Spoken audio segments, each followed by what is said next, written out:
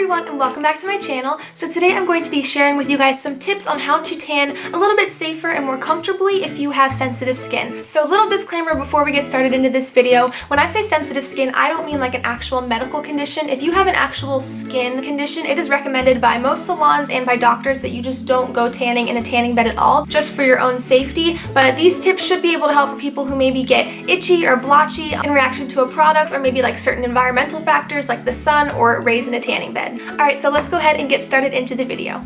So basically, sensitive skin is often brought on by different environmental factors and then the ingredients and products that you use on your skin. So most often, if you have sensitive skin, it means that your body loses moisture a lot quicker than others, so you're more susceptible to having dry skin, which then also leads to rashes and itchiness and burning. And then also it can be a reaction to the ingredients and products that you put on your skin. So for example, I always have really dry skin, and there are very few lotions out there that can actually hydrate my skin and keep them hydrated for a good amount of time. But when I go to the beach, as soon as I touch the salt water in the ocean, my legs start to burn so bad. I get little red bumps all over them and they just burn so bad. And I'm also always one to get sunburn out in the sun, and sun poisoning, most recently in the last couple of years, has become a really big problem for me. I always have it on my chest and it's awful. Like, I used to cry. So yeah, just like my environment, sometimes I react to the rays of the sun, the ocean, the salt, and all that kind of stuff. That's some of the things that trigger my skin. But then I'm also allergic to a lot of the lotions and stuff that have fragrances or maybe have a lot of different chemicals in them. For the most part, I have to use very natural, fragrance-free lotions so that my skin does not have some weird reaction to it. So everybody's skin is different and everybody reacts differently to different things, but the important thing is figuring out what triggers your skin so that you can avoid those things and just be more comfortable in general. Alright, so my first tip then for tanning with sensitive skin would be just to start at a very low tanning time. I think the worst thing you could do would be throw yourself in a tanning bed for the full time when you have sensitive skin, or if it's your first time tanning because your skin's not used to it yet. The last thing you want to do is burn, because not only is that bad for everyone's skin getting sunburned, but that'll just make it 10 times worse if you have sensitive skin. So build your way up. Start maybe down at like 2 minutes. Even though that doesn't seem like much and it may take a little bit longer for you to build a tan, your skin will thank you for that and you'll be a lot more comfortable. So just take it slow and just see how your skin reacts to the different time intervals that you lay in there for. If you think your skin is fine and you're not reacting badly or getting red or anything, then by all means go ahead and increase it. But if you do start to notice that you get an itchy or you're getting rashes or something after you get out of the bed, it's probably best to just stay at a lower time just so you don't overdo it. So then going along with that, tip number 2 is that you want to give your skin a break between different tanning sessions. So going tanning every single day and having so much exposure could be too much for your skin. Keep in mind that tanning does dry out your skin. So if you already have sensitive skin, odds are your skin is already dry. So adding a tanning bed into the mix does not help that at all. So you don't want to push your skin too far, and you would definitely benefit from giving yourself a couple days in between each tanning session to kind of recuperate and give your skin a chance to hydrate itself. So another way then to keep your skin hydrated, which if you watch my videos you know this is my favorite topic, and that is tanning lotions. They're so super important, especially if you have sensitive skin. So yes, tanning lotions can help you tan faster, extend your tan, make you smell better, and all that good stuff. But if nothing else, they do just hydrate your skin, which is a really big plus, especially if you have sensitive skin. The one thing you do want to look out for is the ingredients that are in your tanning lotion. Some of the lotions can have a lot of chemicals in them, so look out for hypoallergenic lotions. There's tons of them out there. There are some really good ones. I would recommend either hypoallergenic or even a maximizer. Maximizers don't have some of the really harsh ingredients in them that people tend to react badly to, and they also don't have any cosmetic color in them, which is another thing people have a problem with. Now, one of my skin's biggest problems is fragrances, so I thought for sure that my skin would react badly to like all tanning lotions because I can't do fragrances on my skin, but honestly every lotion that I use has a fragrance in them and I have not had a bad reaction to any of them. But if you are worried about fragrances, then maybe you can either try putting some on your hand if the salon will let you maybe test a little bit so you can just see how your skin reacts to it in a small spot, or just smell the lotions. There are plenty of lotions out there that don't have scents at all or have just a subtle scent, so maybe one of those will work for you. So then my last tip for you guys today is that I definitely recommend staying away from beds that have just gotten new bulbs. New bulbs are very intense and they're very hot, and heat can be a big trigger. I've gotten in beds with new bulbs before and I didn't necessarily get burnt, like sunburn, but my skin was very red and itchy. So be sure to ask your salon employees if any of the bulbs have been changed recently,